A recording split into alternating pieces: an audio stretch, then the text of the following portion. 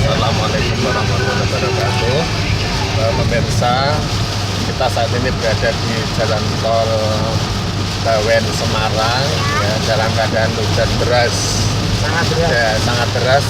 Jarak pandang sangat terbatas, awas kecepatan harus dikurangi.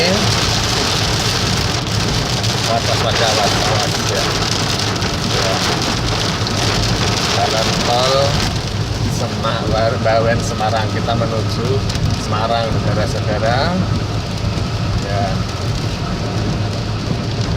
Ini mulai masuk Ungaran, ya, itu penunjuk jalannya Ungaran.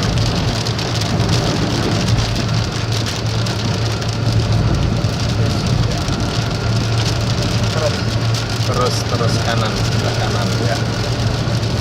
Saat ini kita sudah, itu kalau jalan tol itu ke kiri kita keluar ke Ungaran, kalau lurus kita masih terus ke Semarang.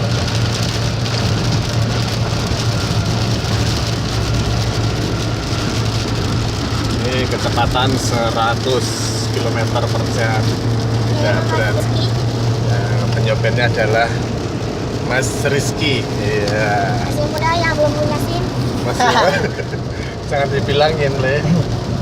Ya. Nanti Pemirsa, demikian saja siaran langsung dari Jalan Tol Bawen Semarang. Awas pada kecepatan, Mas, itu ada yang menunjukkan sen ke kiri. Assalamualaikum warahmatullahi wabarakatuh.